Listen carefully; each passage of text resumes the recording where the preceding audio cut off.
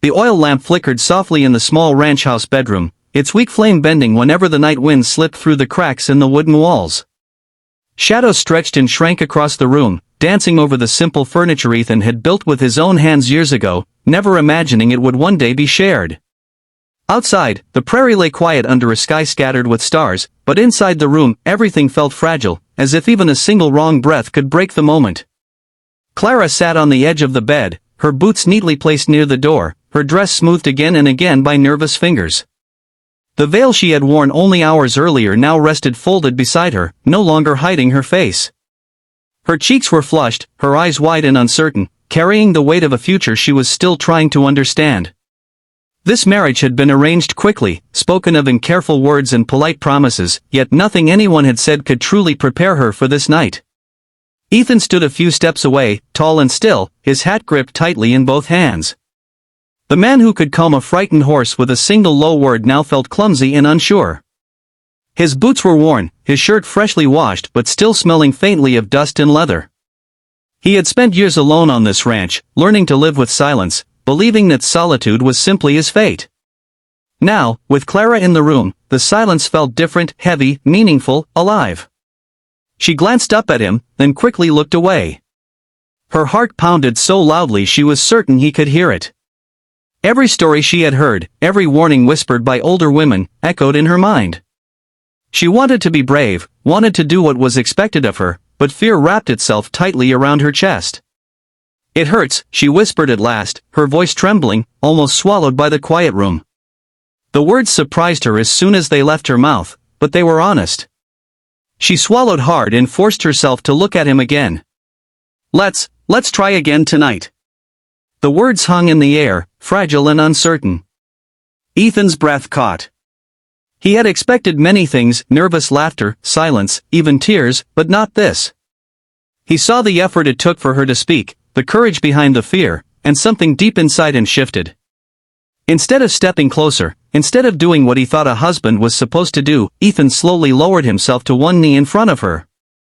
The movement was careful, deliberate, as if he were approaching a frightened animal rather than his wife. He placed his hat on the floor beside him and reached out, stopping just short of touching her, giving her time to pull away if she wanted. Clara hesitated, then placed her hands in his. His palms were rough, marked by years of hard work, but his grip was gentle, steady. The warmth of his touch surprised her. It wasn't demanding. It wasn't rushed. It was patient.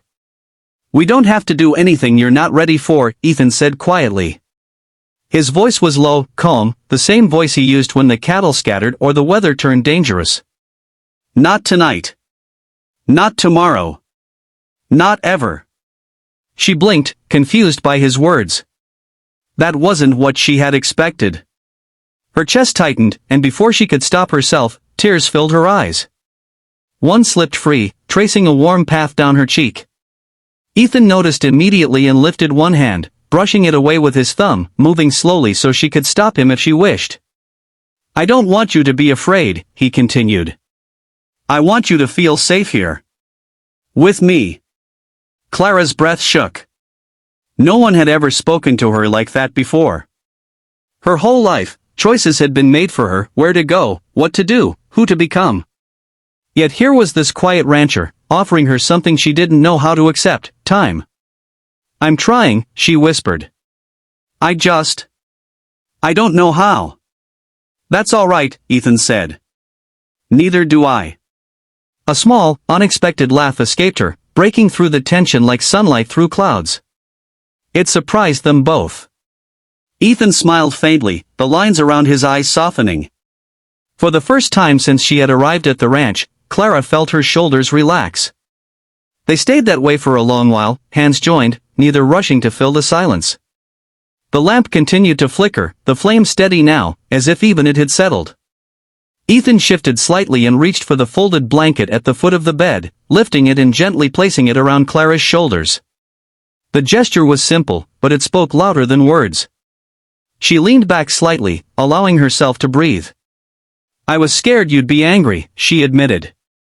"Or disappointed." Ethan shook his head. "I waited years for you to walk through that door," he said softly. I can wait a little longer." Her eyes widened at that. "You did?" He nodded. "I didn't know it would be you. But I knew someday. I didn't want to be alone forever."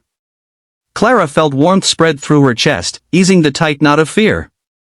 She rested her head lightly against his shoulder, testing the closeness.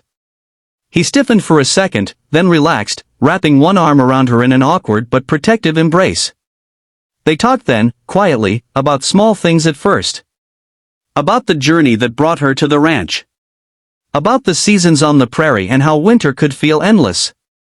About the loneliness that crept in at night and how both of them had learned, in different ways, to live with. Each word built something fragile but real between them.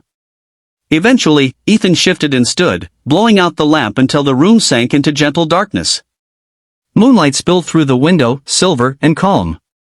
Clara lay back on the bed, still wrapped in the blanket, listening to Ethan's steady breathing beside her. Nothing more was asked of her that night.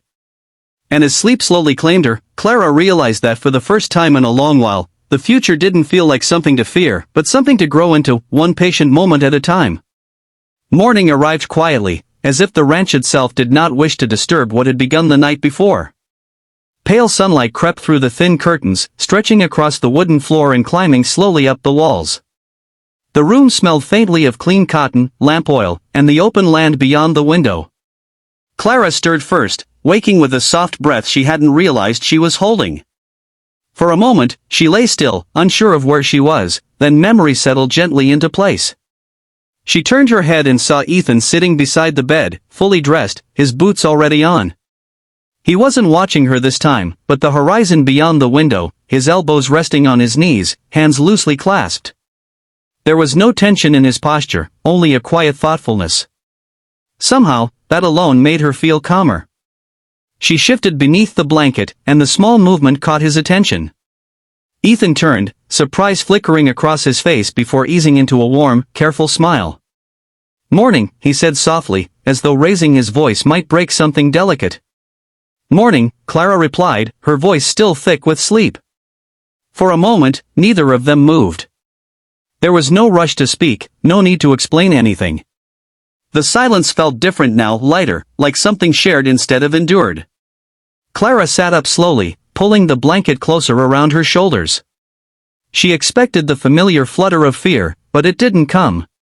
Instead, there was only a gentle nervousness, the kind that came with learning something new. Ethan stood and stepped back slightly, giving her space without being asked. "I'll put some water on," he said. "You take your time." She nodded, watching as he left the room. The door closed quietly behind him. Clara looked around, taking in the simple details she hadn't noticed the night before, the worn dresser, the neatly stacked books, the small crack in the wall that let in a thin line of light. This was her home now. The thought no longer felt heavy. It felt possible. Later, they sat at the small kitchen table, steam rising from their cups as sunlight filled the room. Ethan talked about the day ahead, mending a fence, checking the north pasture, and asked if she wanted to rest or join him. The way he asked, like her choice mattered, made her smile. "I'd like to help," she said after a moment. "If that's all right." "Of course," he replied, looking genuinely pleased. The day passed slowly, stitched together with small moments. Ethan showed her how to gather eggs without startling the hens, how to hold the reins just right so the horse stayed calm. He didn't rush her, didn't correct her sharply when she made mistakes. Each time she faltered, he simply waited. By evening, Clara felt tired but strangely proud. Her hands ached, her dress was dusted with dirt, yet her laughter came easier than it had in years. When the sun dipped low and painted the sky in amber and rose, they stood together watching the land stretch endlessly before them. That night, when they returned to the bedroom, the air felt different. Not heavier, but warmer. Familiar. Ethan lit the lamp and set it low, then turned to Clara, his expression open and uncertain in a way that made her heart soften. "We don't have to," he began. "I know," she interrupted gently. She stepped closer this time, her movements slow but deliberate.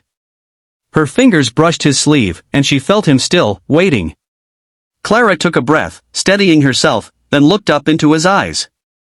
"I trust you," she said quietly. The words settled between them, powerful in their simplicity. Ethan nodded once, swallowing hard, and rested his forehead lightly against hers.